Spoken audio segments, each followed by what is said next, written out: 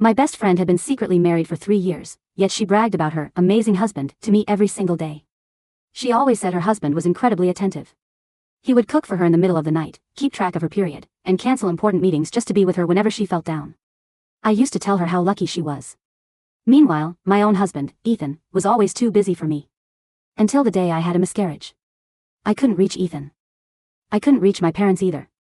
In the end, the person who showed up at the hospital to sign my emergency admission papers was my best friend, Serena. She rushed into the ward, signing her name on the guarantor line. As I stared at the signature on the carbon copy, my heart sank. I knew that handwriting all too well. It was identical to my husband's. I tried to tell myself it was just a coincidence. But after I was discharged, I went to Serena's apartment to pick up a bag I had left behind. While looking for it, I found a pregnancy photo shoot tucked away in a drawer. In the photo, my parents were sitting right next to her. And Ethan's hand was resting gently on her swollen belly. On the back of the photo, a line was written in that same handwriting, "Finally, a complete family." It turned out that all these years, Serena wasn't bragging about her own happiness. She was bragging about the love my husband was giving her. My most trusted best friend, my beloved husband, and even the parents who gave birth to me, they had all aligned against me long ago. At that moment, I finally realized something. I hadn't just lost a baby. I had lost the entire life I spent 8 years building with my own hands. I went home clutching the photo. The entire drive back, every single word Serena had ever said to me kept flashing through my mind.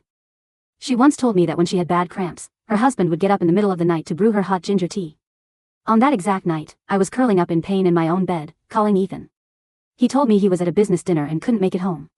She said when she had a high fever, her husband stayed up all night watching over her until his eyes were bloodshot. On that exact day, my stomach pain was so bad I couldn't even stand. I texted Ethan, and he only replied, "Make sure to take some pills." She said when she was in a bad mood, her husband canceled his meetings to take her to the beach. That day was my birthday. Ethan had promised to take me out for dinner, but at the last minute, he texted saying something came up at the office and told me to eat the cake by myself. Then Serena called me, her voice dripping with sweet vanity. "Chloe, my husband just took me out for dinner. Now he's insisting on taking me to the beach for the night breeze. It's so annoying." Back then, I actually laughed and said, "Well, that's a happy problem." Looking back, every single word felt like a brutal slap to my face. Ethan wasn't too busy. He just gave all his time to her. I was sitting on the couch, my hand trembling as I held the photo, when my phone suddenly rang. The caller ID showed, Ethan. I stared at the screen for a few seconds before swiping to answer. "Chloe?" His voice was as gentle as always, filled with that comforting tone he always used. "Why didn't you call me when you woke up?" "I just got out of a meeting and saw the notification from the hospital." I said nothing. He paused, his tone softening even more. "I'm so sorry, babe. My phone was on silent during the presentation, so I missed your calls. I contacted your parents too. They said they were on their way to visit an old friend and didn't check their phones. How are you feeling? What did the doctor say? Does your stomach still hurt? I had the housekeeper make some soup for you. I'll be home to keep you company later, okay?" He asked so many detailed questions, sounding like the most caring husband in the world. If I didn't have this photo in my hand, would have believed him. I asked quietly, "Ethan, were you really that busy today?" There was a brief silence on the other end. Then, he let out a soft laugh. "Of course I was. Why are you asking all of a sudden? Are you just feeling down because of the miscarriage? Don't overthink things, Chloe. Be a good girl and don't overanalyze. I'll be home soon." I closed my eyes. "Okay." He sounded relieved. "Good girl. Wait for me." After the call ended, the living room fell into a suffocating silence. I slowly put my phone down as more details flooded my brain. I remembered finding a faint trace of baby powder scent on Ethan's shirt. I remembered seeing a tiny toy car in the back seat of his car. I remembered how he would occasionally step out to the balcony to answer calls, keeping his voice incredibly low. Whenever I asked, he would always say it was just a client. And I believed him. Because I never had a reason to doubt him. And I certainly never expected Serena to be the one to stab me in the back. I put the pregnancy photo in my bag and drove to my parents' house. My mom was in the kitchen preparing dinner. When she saw me walk in, she froze for a second, then quickly walked over. "Chloe. Why are you running around right after being discharged? Do you not care about your health?" I looked at her, suddenly wanting to laugh. Yesterday, when I was lying outside the operating room waiting for someone to sign my papers, her phone was dead. Now she suddenly cared about my health. I didn't answer her. I just threw the photo onto the dining table. "Mom, explain this." Her face went completely pale. My dad, who was reading the tablet on the couch, looked up. The moment his eyes hit the photo, his eyebrows knitted tightly. The living room went dead silent. My mom reached out to grab the photo, trying to hide it. Where did you find this? That doesn't matter, I stared at her. I asked you, what is this? Her lips trembled, but she couldn't find her words. My dad spoke up with a cold, stern face. You just had a miscarriage. Your emotions are unstable. Don't start imagining things over an old photo. An old photo. So it was true. I looked at him, my voice tight. When was this taken? No one answered. I asked again, louder, when was this taken? This time, my mom whispered, 3 years ago. My fingers shook, my nails digging deep into my palms. 3 years ago. Which meant that back when I knew absolutely nothing, they were already standing together, taking a happy family portrait. My throat felt tight. You guys knew all along? My mom avoided my gaze. But my dad didn't even bother to deny it anymore. Yes, we knew. Serena was pregnant back then, and it wasn't easy for her to handle it alone. Ethan was worried, and we couldn't just turn our backs on her. It felt like a physical blow to my face. My ears were ringing. So you went to her prenatal checkups, took family photos with her, and played happy family? My mom lost her patience. Chloe, don't make it sound so ugly. You know what kind of person Serena is. She has always been sweet and helpful. She has taken care of us more than you have these past few years. She is your best friend. What's wrong with us looking out for her a little? I let out a bitter laugh. My best friend? She sounds more like your real daughter. My mom's face darkened. Watch your attitude, Chloe. I looked at them, my chest aching. Then what about me? Who am I to you guys? At that, my mom's eyes flickered with a hint of guilt. But her next words completely froze my heart. Chloe, we did this for your own good. You and Ethan have been married for years. You got pregnant once before, but you couldn't keep it. The doctor said back then that it would be extremely difficult for you to conceive again. I froze. That first miscarriage was my deepest wound. In our 5th year of marriage, I had gotten pregnant. I was so happy I couldn't sleep all night. Ethan had held me close, promising he would take care of us forever. But at 3 months, the heartbeat stopped. Ethan needs an heir, my mom whispered. A man like him can't go without a child forever. Since Serena gave birth to a boy, and he's Ethan's blood, we couldn't just pretend he doesn't exist. I stared at her, my vision blurring. So in your eyes, my miscarriage was just my own failure, but her giving birth is a triumph? That's not what I meant, my mom frowned. Why are you being so dramatic? My dad put his tablet down, his voice cold and commanding. Enough. You weren't supposed to find out about this anyway. Ethan was right, you've been emotionally unstable lately.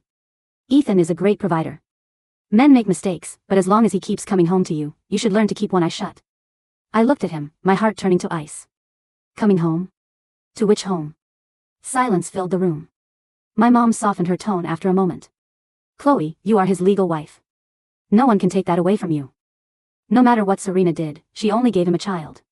If you're smart, you'll drop this. Don't make a scene and make everyone look bad. I stood there, looking at the 2 people who had raised me, feeling like they were complete strangers. Serena was my best friend, but she was also their adopted darling. All these years, she had the keys to my house, went shopping with my mom, took my dad to his doctor appointments, and spent every holiday with us. I thought it was because she loved me. Now I realized she was slowly pushing me out of my own life, inch by inch, until my own parents didn't even have a place for me anymore. I bent down, snatched the photo back, and shoved it into my bag. My mom instinctively reached out. Where are you going? I looked up at her. To find Ethan. My mom's face changed, and she quickly grabbed my arm. Don't do this, Chloe. Serena is still recovering with the baby. I shook her hand off violently. She has a baby, so I deserve to lose mine? Is that it? My mom froze. I didn't look back as I walked out the door. My dad's booming voice echoed from behind me. Chloe Bennett. If you ruin this marriage today, you are the only one who will regret it. I didn't stop. When I stepped outside, the afternoon sun was blindingly bright. But I felt absolutely no warmth. The place I thought would always protect me had never belonged to me in the first place. Serena's current apartment was located in a luxury high-rise, not far from Ethan's company. I had been there once before. She told me it belonged to a friend and she was just staying there temporarily. What a joke. It wasn't a temporary stay. It was a love nest he bought for her. The front door wasn't fully closed, and I could hear a child's laughter coming from inside. I stood at the door, peering through the crack. Ethan was sitting on the plush carpet, holding building blocks, helping a little boy build a castle.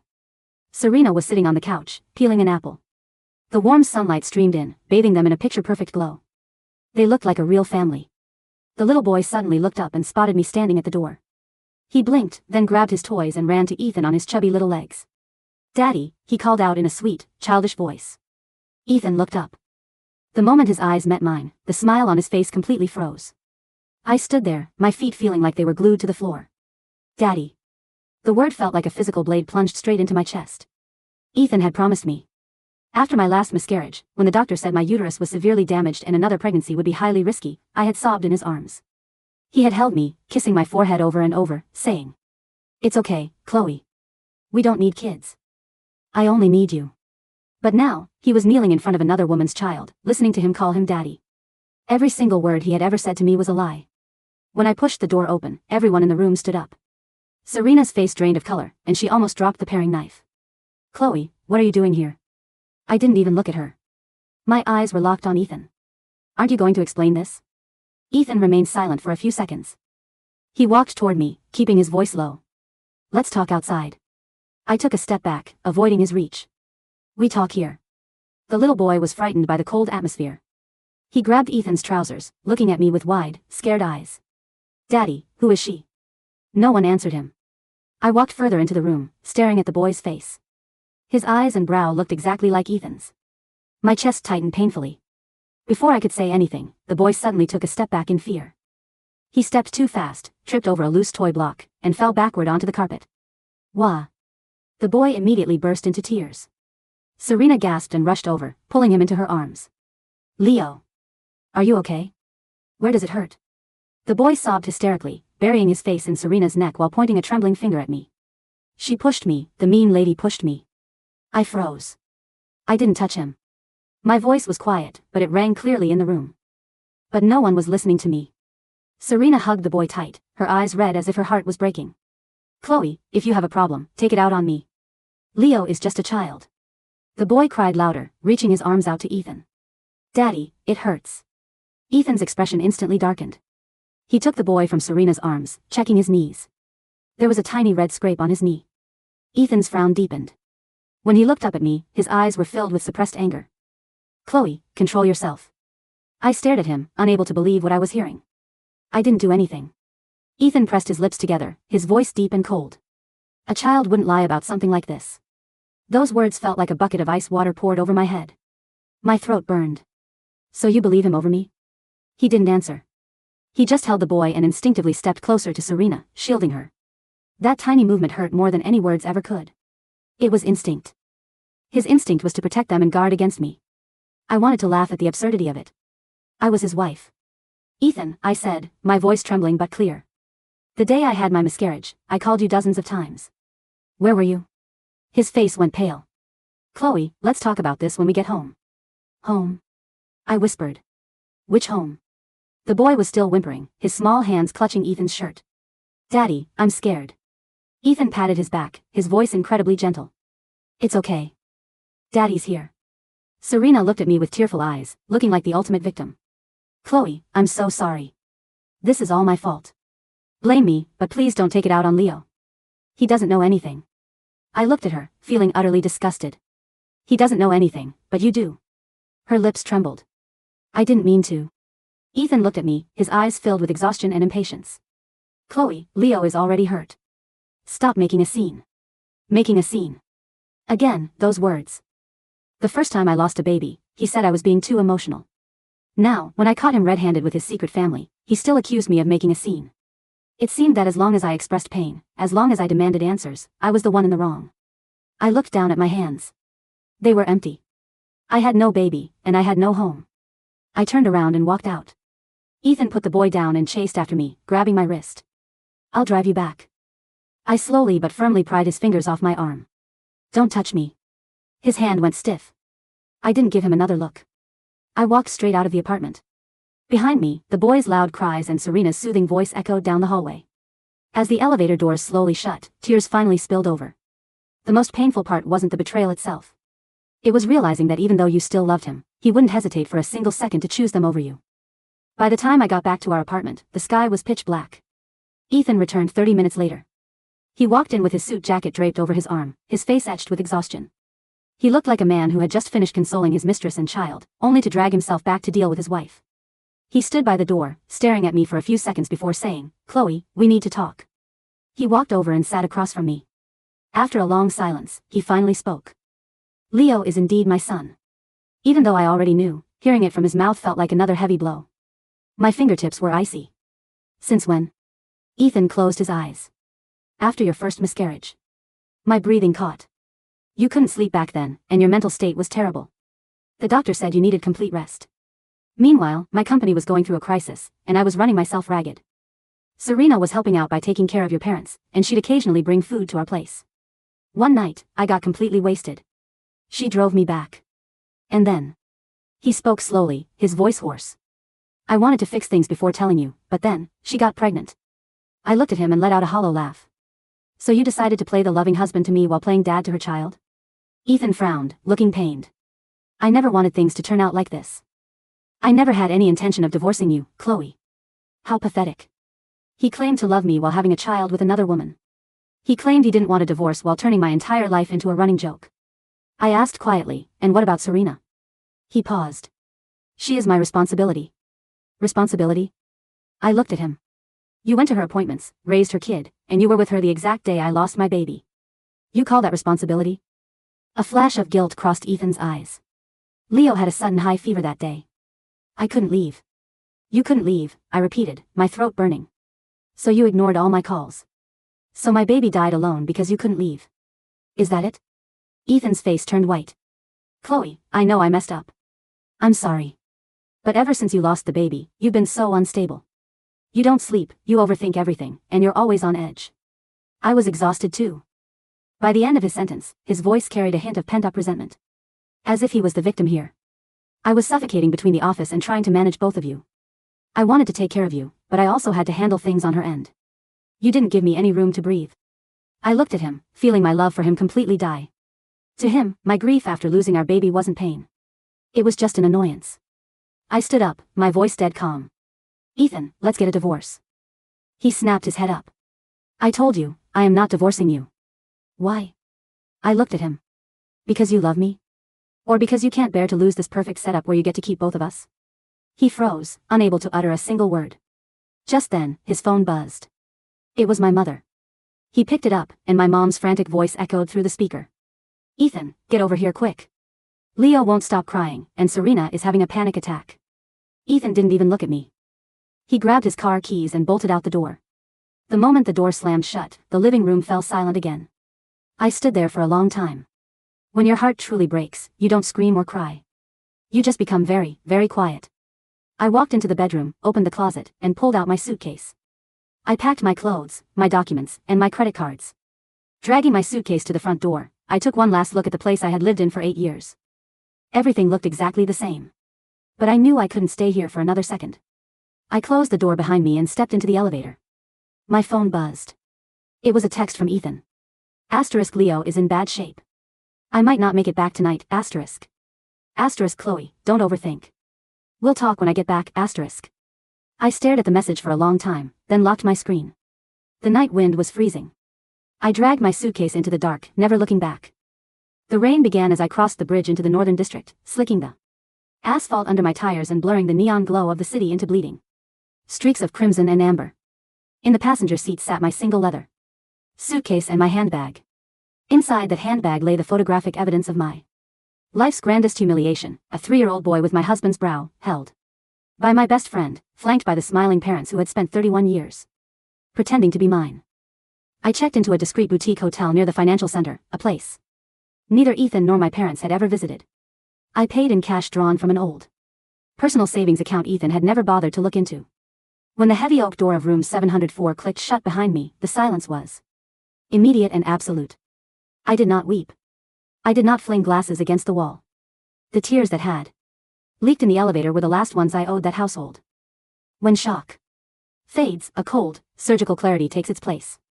I took out my laptop, plugged it into the desk dock, and opened my private drive.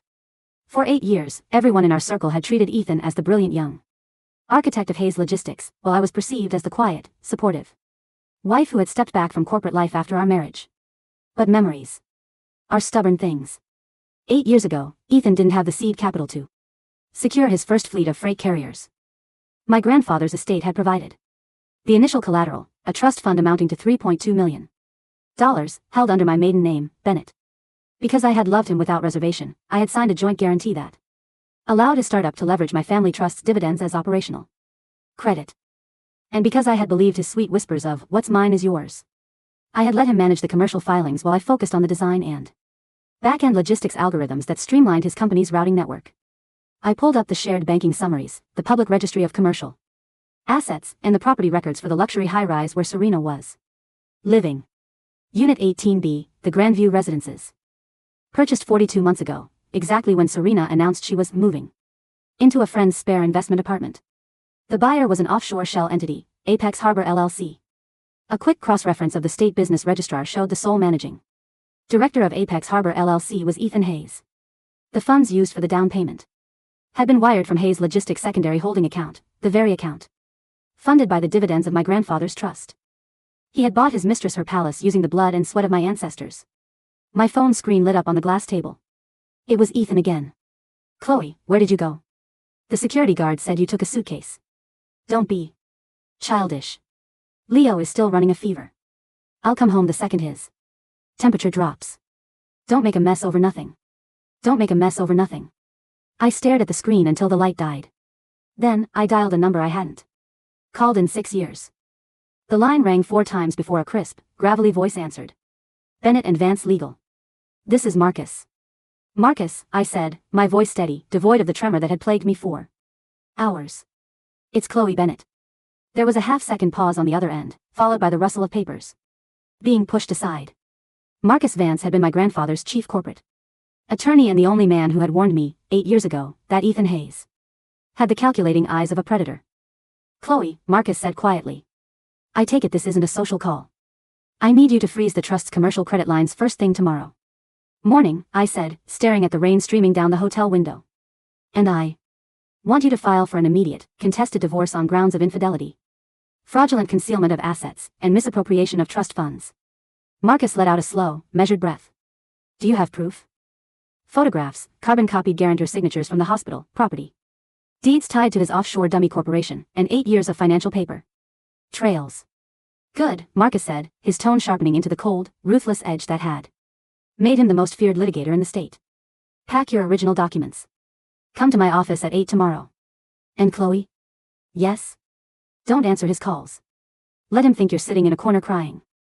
Men like Ethan are at their most reckless when they believe their victims are paralyzed." "I know," I whispered. "I'm not crying, Marcus.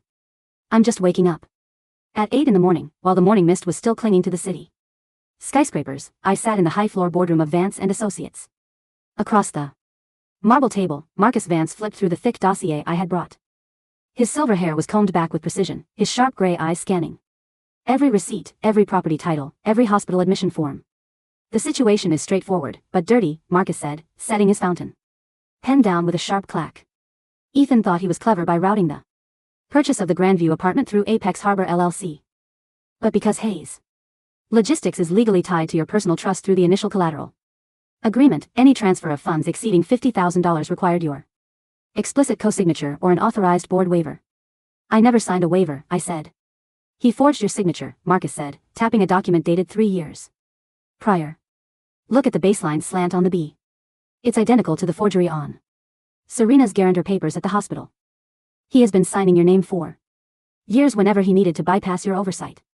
A cold disgust settled in my chest. "What does this mean legally?" "It means," Marcus smiled coldly, "it isn't just a divorce.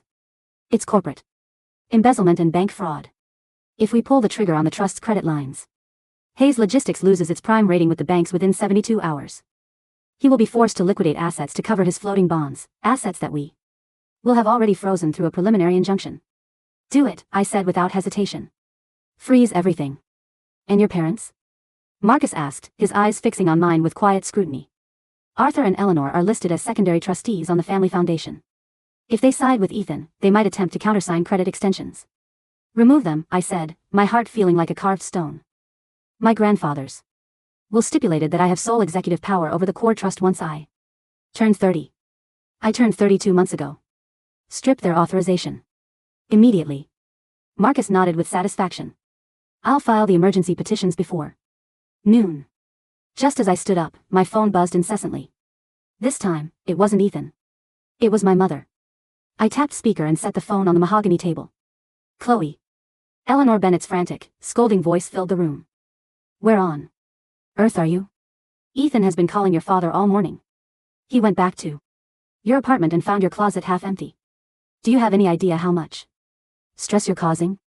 I looked at Marcus, who remained motionless, observing silently. Mom, I said calmly. Did you sleep well last night? Eleanor choked on her words for a second before snapping. What does that have to do with anything? Serena called me crying this morning. Little Leo was terrified yesterday because of your temper tantrum. You scared a 3-year-old child half to death, and now Ethan is exhausted from running back and forth to the hospital. He's exhausted? I let out a low, humorless laugh. What about the child I lost yesterday, Mom? Did you ask Ethan how many hours I spent bleeding on an operating table while he was playing house with Serena? That was an accident. Eleanor shouted defensively. We told you, the doctor said years ago you weren't fit to carry. Why do you keep dredging up the past to torture Ethan? He didn't abandon you on purpose. He had a sick child to look after. He had a sick child, I repeated. And whose child was it, Mom? It's his blood. It's your family's future whether you like it or not. My father's booming voice cut into the call, having taken the phone from my mother. Chloe, listen to me. You will go back to that apartment right now. You will apologize to Ethan for making a scene, and you will sit down with Serena to discuss how we are going to integrate Leo into the family registry quietly. If word of this gets out, it will ruin Ethan's public listing next month, and our family shares will plummet. Our family shares? I murmured. Dad, the shares belong to my grandfather's trust. Not to you. And certainly not to Ethan. You insolent. Arthur roared. We raised you. Everything you have is because of this family. If you dare to jeopardize Ethan's business over your petty jealousy, I will disown you. You don't need to disown me, Dad, I said, my voice eerily tranquil. Because by noon today, you won't have access to a single penny of the Bennett Trust. And neither will Ethan. What did you say? Goodbye, Dad. I ended the call and blocked both of their numbers. Marcus looked up from his files, a subtle gleam of respect in his eyes. The filings will be delivered to the court in 20 minutes. By 2 o'clock, the process server will find Ethan. At 2:15 that afternoon, Hayes Logistics was hosting its quarterly investor briefing at the Starlight Financial Tower downtown. Ethan had spent 6 months preparing for this day. It was the preliminary presentation for his firm's secondary public offering, attended by high-profile angel investors, banking representatives, and industry journalists. He loved these spectacles. He loved standing at the podium in his tailor-made Italian suits, projecting the image of a visionary corporate titan who had built an empire from scratch. I knew the schedule by heart because I had personally compiled the financial data slides 3 weeks ago, before my miscarriage. I didn't enter the main auditorium. I stood on the mezzanine balcony above the grand foyer, holding a takeaway black coffee, looking down at the glass-paneled hall. Ethan was at the center of the reception area, holding a champagne flute, surrounded by 5 prospective venture partners. He was smiling charmingly, his hair neatly styled, his posture exuding effortless success. Beside him stood Serena, dressed in a tasteful, modest ivory blazer and pencil skirt, acting as his executive assistant and communications director. She was beaming, her eyes fixed on him with that familiar, predatory adoration. She handed him note cards, brushed an invisible speck of dust from his lapel, and laughed at every mild joke the investors made. To anyone watching, they looked like an elite power couple. Suddenly, the heavy glass doors of the tower swung open.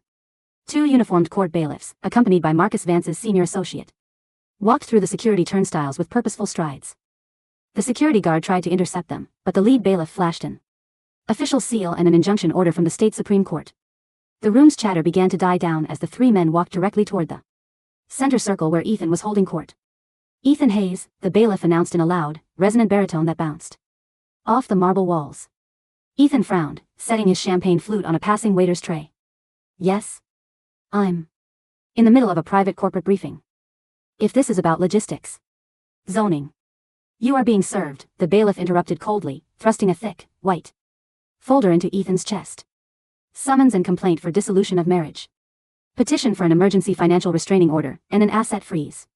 Injunction on all accounts tied to Hayes Logistics and Apex Harbor LLC. The entire foyer went dead silent. The venture capitalists froze. The journalists in the front row instinctively raised their cameras, the rapid shutter clicks echoing through the cavernous room like gunfire. Ethan's face drained of every ounce of color. What is this? Furthermore, the process server added clearly, loud enough for every microphone on the press risers to catch, you are notified of a formal forensic audit initiated by the Bennett Heritage Trust regarding the misappropriation of company funds for private real estate acquisitions. Serena gasped, her hand flying to her mouth. What is the meaning of this? Who authorized this nonsense? Mrs. Chloe Bennett Hayes did, the process server replied crisply.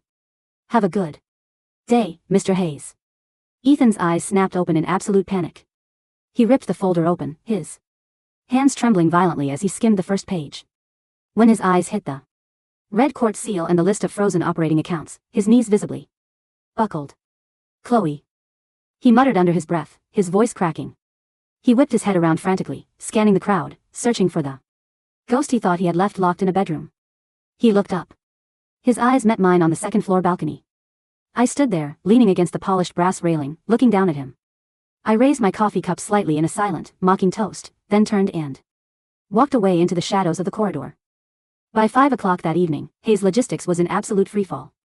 The freeze on the Bennett Trust had triggered an automatic liquidity alert across 3 major commercial banks. Credit lines totaling $24 million were instantly suspended.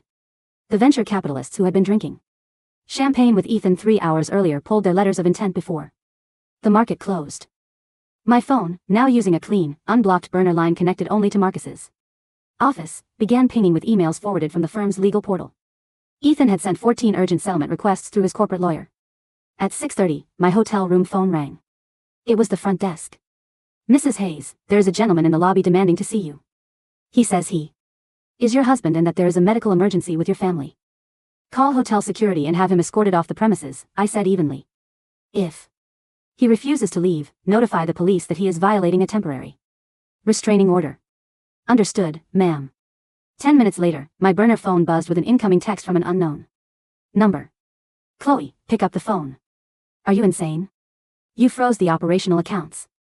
The payroll for the entire logistics fleet is due on Friday. Do you want to destroy everything we built? I typed a single response. Everything you built with my grandfather's money. We will let the judge decide. What belongs to you, Ethan? Within seconds, the phone rang. I answered it, holding it to my ear without speaking. Chloe. Ethan's voice was ragged, stripped of all its usual silky poise. He sounded like a man drowning in a storm. Listen to me. Please, just listen for 5 minutes. Where are you? Tell me where you are, I'll come alone. No, Serena. No one else. Just us. Why should I meet you, Ethan? Because we are husband and wife, he pleaded, his voice breaking with desperation. 8 years, Chloe. You're throwing away 8 years of marriage. Over a mistake. I made an error in judgment, yes, but I never stopped loving you.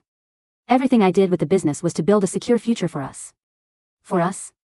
I asked softly. Or for you, Serena, and Leo? Leo is just a child, he cried out, frustration bleeding through his panic. Why can't you understand that? He has nothing to do with this. Serena doesn't want your money, she doesn't want your status. She just wanted a home for the boy. I bought that apartment so she wouldn't bother you. You bought that apartment with $3.8 million forged from my trust account, I said, each word hitting like an iron hammer. You took my name, forged my signature, bought a love nest for your mistress, and spent the night I lost our child soothing her son's bruised knee. I didn't know you were miscarrying. Ethan roared in despair. My phone was dead, I swear to God. If I had known, would have dropped everything and run to you. Your phone wasn't dead, Ethan, I said coldly. I checked the itemized billing records Marcus pulled from the carrier this morning. While I was in the emergency room between 2 and 4 in the afternoon, your phone received 8 calls from the hospital. You manually declined every single one of them. And at 3:15, while they were administering anesthesia to me, you placed an online order for a diamond tennis bracelet delivered to Grandview Residences. The silence on the other end of the line was deafening. Ethan's breathing hitched. He couldn't speak. He couldn't find a single lie to cover the naked, sickening truth. You didn't miss the calls, Ethan, I whispered. You silenced them because my dying baby was an inconvenience to your afternoon tea. Chloe, please. He choked out, weeping openly now. Please, don't do this. I'll sell the Grandview apartment. I'll send Serena and Leo away. I'll send them to another state, another country. You'll never have to see them again. Just unfreeze the accounts, let me save the company. I can't lose everything. You already lost everything, I said. You just haven't realized it yet. I hung up the phone and pulled the SIM card out, snapping it in half between my fingers before tossing it into the wastebasket. Without the Bennett Trust to prop up Ethan's empire, the rot beneath Hayes' logistics spread with terrifying speed. On Wednesday morning, Marcus Vance and I attended the preliminary injunction hearing at the district court. When Ethan walked into the courtroom, he looked like a ghost of the man I had lived with for nearly a decade. His eyes were bloodshot, his designer suit was rumpled, and his hands twitched nervously as he sat beside his defense counsel. Behind him sat my parents, Arthur and Eleanor, their faces twisted with bitter resentment as they glared at me across the aisle. Beside my parents sat Serena. She had brought Leo with her. The little boy was dressed in a pristine sailor suit, clinging to Serena's arm, looking confused and frightened by the heavy wooden paneling and stern-faced bailiffs. It was an obvious, pathetic ploy for judicial sympathy. Look at the poor mother and child being cast out into the cold by the heartless, barren heiress. Judge Harrison, a no-nonsense jurist in her late 50s, took her seat and slammed her gavel down. We are here to review the motion for emergency asset preservation and preliminary distribution filed by the plaintiff, Mrs. Chloe Bennett Hayes. Judge Harrison announced. Counsel for the defense, you may state your opposition. Ethan's lawyer, an expensive litigator named Bradley, stood up quickly. Your Honor, the plaintiff's unilateral freezing of the trust-backed credit lines has paralyzed Hayes Logistics, threatening the livelihoods of over 400 employees. Furthermore, the plaintiff is attempting to evict a young mother and a minor child from their primary residence without due process. Mr. Hayes acknowledges marital discord, but these punitive financial measures are disproportionate and intended purely to inflict commercial harm. Judge Harrison looked down over her half-moon spectacles at Marcus Vance. Mr. Vance? Marcus rose slowly, smoothing the front of his jacket with utter calm. Your Honor, we are not dealing with mere marital discord. We are dealing with systematic, felonious grand larceny. Marcus walked over to the evidence clerk and handed over a stack of thick-bound folios. Exhibit A, the original trust deed of the Bennett Heritage Foundation, establishing that all commercial credit guarantees were contingent upon the explicit, non-delegable consent of Chloe Bennett. Exhibit B, forensic handwriting analysis conducted by the State Bureau of Investigation, confirming that 47 corporate loan authorizations bearing Mrs. Hayes' signature over the past 36 months were forgeries executed by the defendant, Ethan Hayes. The courtroom murmured. Ethan buried his face in his hands. Exhibit C, Marcus continued, his voice ringing with chilling clarity, the purchase documentation for Unit 18B at the Grandview residences. The funds were drawn directly from an escrow account created via a forged signature. The beneficiary of that purchase, Ms. Serena Miller, has never paid a single cent in rent or mortgage. She is not a tenant, she is the recipient of stolen marital assets. That's a lie. Serena suddenly shrieked from the gallery, standing up with Leo in her arms. Ethan gave that to us. He is Leo's father. He had an obligation to protect his son. Silence in the gallery. Judge Harrison snapped, banging her gavel sharply. One more outburst, Ms. Miller, and I will have you held in contempt and removed from this courtroom.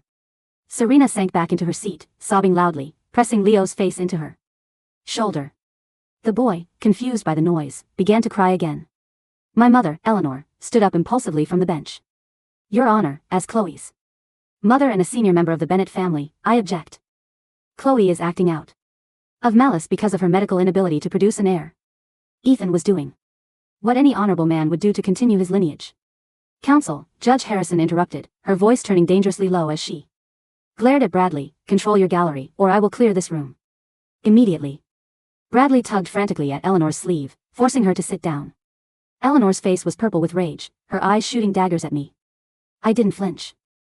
I sat straight, my hands folded gracefully on the table, watching them implode with the cold detachment of a spectator watching a car crash in slow motion. Judge Harrison reviewed the documents for 10 long minutes. The only sound in the room was the turning of heavy paper pages and Leo's muffled whimpering. Finally, the judge looked up. The evidence of forgery and unauthorized dissipation of trust assets is overwhelming, Judge Harrison ruled. The preliminary injunction freezing all operational and personal accounts tied to Ethan Hayes and Apex Harbor LLC is upheld. Furthermore, this court issues an immediate order for the surrender of the deed for Unit 18B at the Grandview residences. The property is to be vacated within 14 days and placed into an independent court-managed receivership, pending final divorce asset distribution. No. Serena wailed, clutching Leo. Where are we supposed to go? That is not this court's concern, Ms. Miller, Judge Harrison said coldly. You may seek private lodgings. Mr. Hayes, you are ordered to pay temporary spousal support into an escrow account, and your passport is to be surrendered to the clerk to prevent asset flight. Court is adjourned. The gavel came down with a final, definitive bang. The hallway outside the courtroom descended into immediate chaos. Reporters who had caught wind of the high-profile scandal swarmed the corridor with flashing cameras and boom mics. Mr. Hayes, are the allegations of 47 counts of corporate forgery accurate? Is Hayes Logistics facing imminent bankruptcy? Ms. Miller, how long were you living in the luxury penthouse funded by Mrs.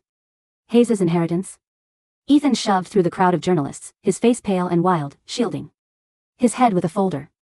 Serena chased behind him, struggling to carry the crying boy, her high heels clicking erratically against the marble floor. Ethan! Ethan, wait for me, she screamed, her voice losing every trace of its former gentle, sweet cadence. What about the apartment? The judge said. 14 days. Where am I going to live with Leo? You promised me we would never have to worry about money. Ethan whipped around near the elevators, his patience entirely shattered. Shut up, Serena. He roared, right in front of the flashing cameras. Shut up. For 5 seconds. Can't you see I'm being destroyed? My company is dead. My accounts are frozen. And all you can whine about is your fucking apartment? Serena recoiled as if struck, her eyes widening in horror. How dare you speak to me like that? I gave you a son. I wasted 4 years hiding in the dark for you. Your wife is a dried-up husk who couldn't even give you a baby, and you're taking your anger out on me? Don't you dare talk about Chloe. Ethan screamed, his veins bulging against his neck. Chloe never demanded millions in jewelry. Chloe built my routing algorithms. Chloe made this company possible. What did you do? You took my money, you bought designer bags, and you dragged me into this hellhole. My parents rushed over to intervene. Ethan, calm down. Arthur shouted, grabbing Ethan's arm. You can't fight in public. The press is recording everything. Come back to our house, we'll figure out a way to transfer the secondary family assets. What secondary assets, Arthur? Ethan barked, violently shaking my father's hand off. Marcus Vance stripped your signatory power this morning. You don't have a dime. You two old fools spent years leeching off Chloe's trust fund, telling me you had control over the foundation. You lied to me. You told me Chloe would never leave, that she was too weak to fight back. Eleanor looked like she had been slapped. Ethan Hayes. How can you turn on us? After everything we did for you? We welcomed your bastard son into our family. We hid your affair from our own daughter. And look where that got me. Ethan laughed maniacally, tears of rage spilling down his cheeks. It got me ruined. It got me bankrupt. Get away from me, all of you. The elevator doors opened, and Ethan shoved his way inside, pressing the door close button repeatedly, leaving Serena, Leo, and my parents stranded in the blinding light of 30 camera flashes. I stood 20 paces away, flanked by Marcus Vance and 2 private security guards. Serena turned around, her hair disheveled, makeup streaked with tears, and spotted me. She dropped Leo's hand and lunged toward me like a feral animal. Chloe. You bitch. You ruined everything. You did this because you're jealous. You're jealous that Ethan loved me, that I gave him what you could never have. Before she could get within 5 feet, the 2 security guards stepped forward, blocking her path with unyielding arms. I looked at Serena Miller. For 8 years, I had shared my secrets with this woman. I had cooked for her when she was sick, lent her money when she was struggling, and held her hand through every fabricated heartbreak she had ever brought to my door. Now, looking at her, I felt nothing. No anger, no hatred, no sorrow. Only a vast, barren disgust. Serena, I said, my voice low, clear, and perfectly audible to every journalist recording nearby. You thought you won because you took my leftovers. But a thief who steals trash is still just holding garbage. Enjoy the 14 days in that apartment. Because when you pack your bags, you leave every piece of furniture, every watch, and every bag Ethan bought with my money behind. If you take so much as a silver spoon, I will have you arrested for possession of stolen property. Serena's face turned an ugly, mottled gray. She opened her mouth to curse, but no sound came out. I turned my gaze to my parents, who stood shivering beneath the merciless gaze of the press. Chloe. Eleanor whimpered, reaching out a trembling hand. We are your parents. Blood is thicker than water. You can't leave us with nothing. Blood? I looked at her, my eyes cold as winter ice. The only blood that mattered to you was the bloodline of a man who betrayed your daughter. You told me 3 days ago that if I ruined this marriage, I would be the only one who regretted it. I took a slow step back, aligning myself beside Marcus Vance. Take a look around you, Mom. Dad. Tell me, who is regretting it now? Without waiting for an answer, I turned on my heel and walked toward the private exit, the sound of their desperate pleas swallowed whole by the roaring storm of the press. The next 10 days were a masterclass in total systemic collapse. With Hayes Logistics credit frozen and the forgery evidence submitted to the state prosecutor's office, the company's major logistics clients executed their termination clauses. Competitors circled like vultures, picking off regional shipping contracts within 48 hours. Ethan tried to liquidate his private vehicle collection and his stock options, only to find every asset encumbered by the court's receivership order. On the 8th day, a private courier arrived at Marcus Vance's office with an unexpected package. It was from the chief of pediatric medicine at St. Jude's Children's Clinic, a private clinic where Serena had given birth to Leo 3 years ago. Marcus opened the sealed medical dossier, read the first 2 pages, and let out a low whistle. Chloe, he said, looking up with a look of utter disbelief. You need to see this. I walked over and took the file. It was an archived copy of the infant's initial blood typing and neonatal genetic screening, recorded during Leo's birth complications. Ethan Hayes' blood type was O negative. I knew this because I had managed his medical insurance for 8 years. Serena Miller's blood type was A positive. Leo's blood type was AB positive. I stared at the medical report, a strange, chilling sensation crawling up my spine. In basic human genetics, an O negative father and an A positive mother cannot produce an AB positive child. It is biologically impossible. Ethan isn't the father, I whispered, the sheer absurdity of the revelation hitting me like a wave. No, Marcus said, pulling out an attached private investigator's memorandum. 4 years ago, before she targeted Ethan, Serena was in an off and on relationship with a club promoter named Dominic Ross. When she found out she was pregnant, Ross was facing jail time for financial fraud. Ethan was having a drunken crisis over your first miscarriage and his supply chain bottlenecks. She simply picked the wealthier, more gullible Mark and staged the one-night drunken mistake to pin the paternity on him. I closed the file, a bitter, breathless laugh escaping my lips. Ethan had destroyed his 8-year marriage, alienated the woman who built his company, bankrupted his firm, and committed 47 counts of corporate forgery, all to protect an heir that wasn't even his. Are we submitting this to the divorce court? Marcus asked. No, I smiled, a cold, razor-sharp smile. Keep it for the final settlement conference tomorrow. I want to hand it to him myself. The final settlement conference took place in the grand conference room on the 22nd floor of the County Supreme Court building. The room was vast, dominated by a 20-foot teak conference table overlooking the city skyline. Outside, the sky was a clear, brilliant sapphire, the afternoon sunlight pouring across the polished wood. Ethan sat on the far side of the table. He had lost at least 15 pounds in 2 weeks.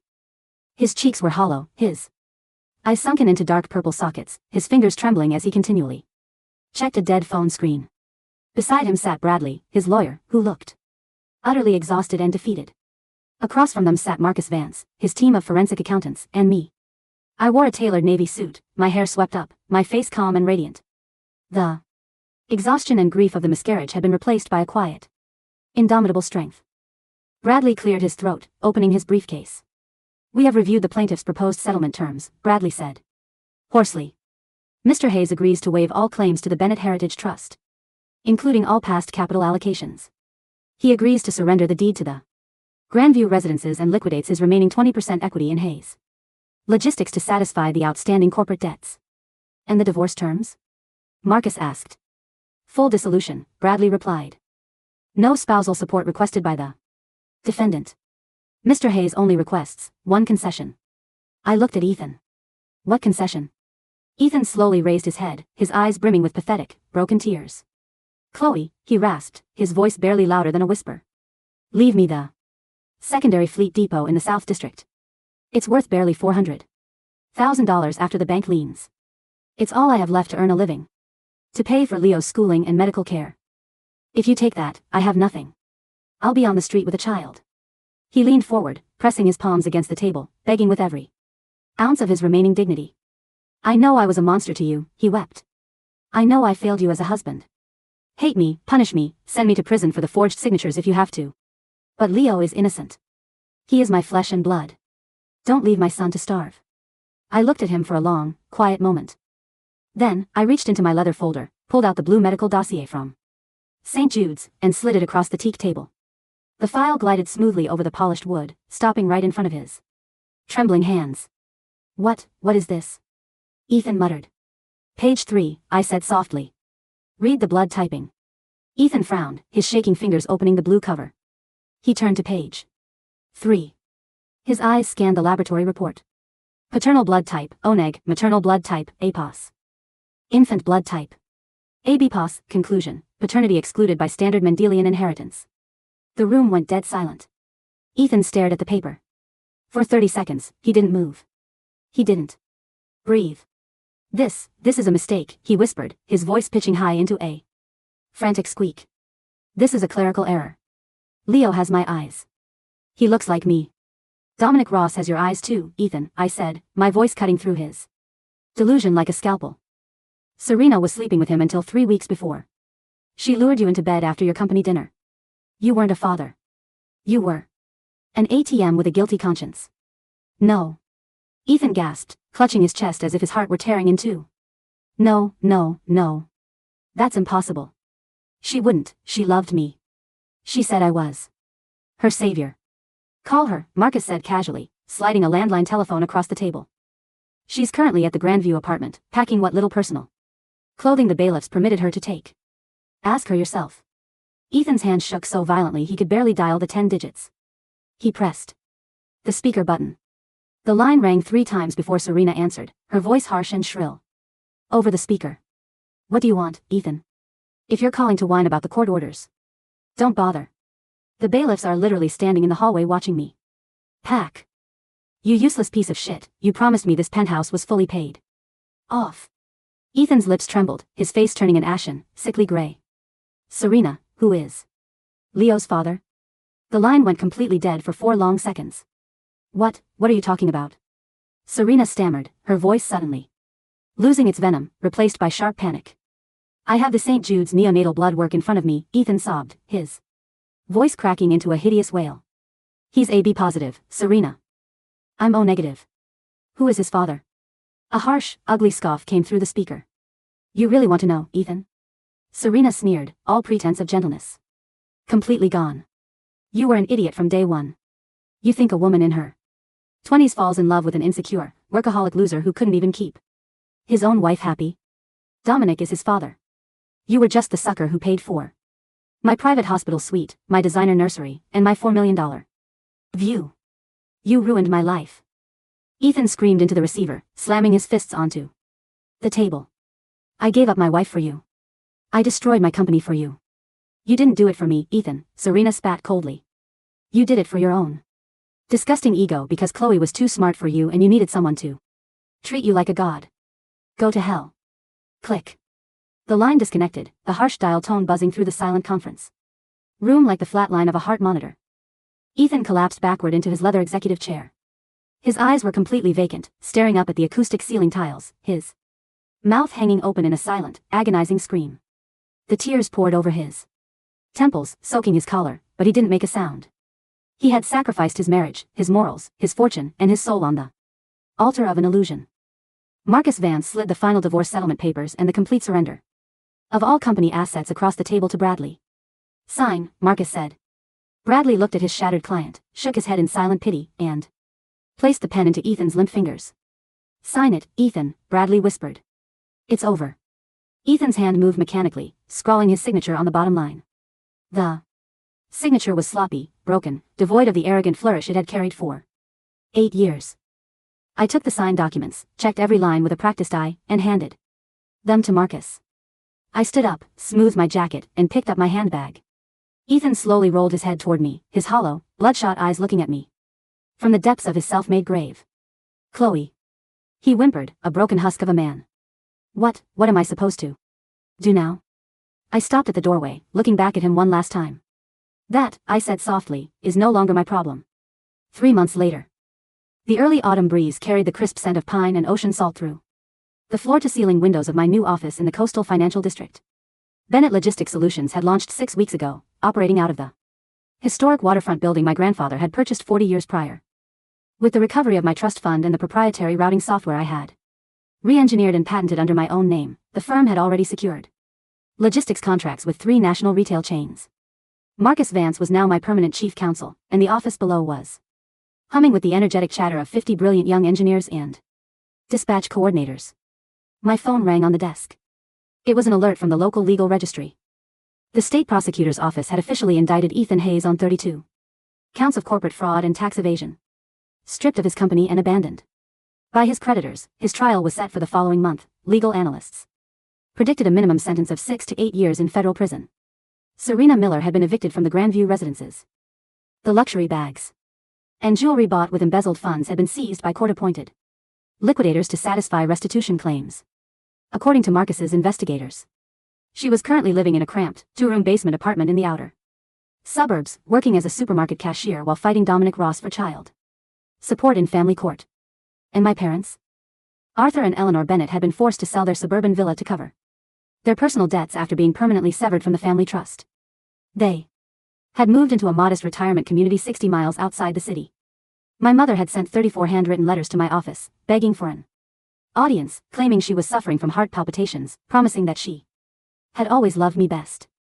I had never opened a single one. Every letter went directly into the office shredder. Forgiveness is a gift reserved for those who make mistakes out of weakness, not for those who calculate your destruction while smiling in your face. I walked out of my office onto the wide, open-air terrace overlooking the harbor. The afternoon sun was warm against my skin, golden and pure, shimmering across the vast expanse of the deep blue sea. Cargo ships glided steadily across the horizon, their white wakes cutting clean, unbroken lines through the endless water. I took a deep, full breath of the ocean air, feeling the expansion in my chest, clean, unburdened, and free. For 8 years, I thought my life was defined by the roles I played, the patient wife, the dutiful daughter, the forgiving friend. I had shrunk myself to fit into their hollow, greedy world until I nearly disappeared. Now, looking out at the boundless horizon, I knew the truth. I hadn't lost a life. I had merely cleared the wreckage to make room for my own.